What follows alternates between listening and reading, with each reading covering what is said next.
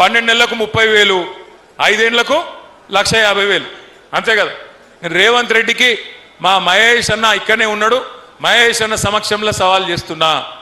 అయ్యా రేవంత్ రెడ్డి గారు, నీకు గనక చిత్తశుద్ధి ఉంటే నువ్వు గనక ఈ రాష్ట్రంలోని తెలంగాణ రాష్ట్రంలోని 1,67,00,000 మంది ఆడ కూతుర్లకు ఆడబిడ్డలకు మొత్తం వాళ్ళ ఖాతాలలో 1,50,000 రూపాయలు వేస్తే నేను శాశ్వతంగా రాజకీయ సన్యాసమే తీసుకుంటా, నేను ఇడిచిపెట్టిపోతా రాజకీయం.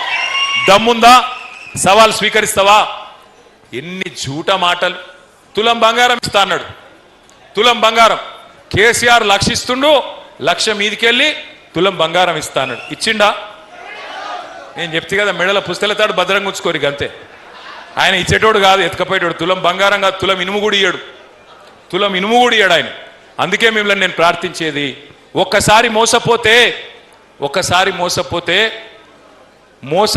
మన తప్పు, మోసం చేసిన తప్పు అవుతుంది. రెండోసారి కూడా మోసపోతే ఈసారి మన తప్పు అవుతుంది.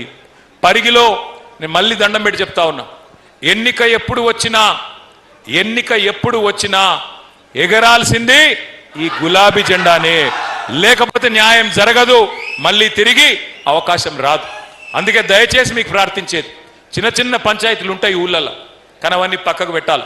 ఒక్కసారి కేసీఆర్ గారు తిరిగి ముఖ్యమంత్రి కావాలి అని మనం తీర్మానించుకున్న తర్వాత, కేసీఆర్ గారు తిరిగి తప్పకుండా ప్రజల ఆశీర్వాదంతో రావాలే, ఈ రాబందు పోవాలే, రైతు బంధు కేసీఆర్ రావాలే అనుకుంటే గట్టిగా కొట్టాడాల్సిన బాధ్యత మన మీదనే ఉన్నది.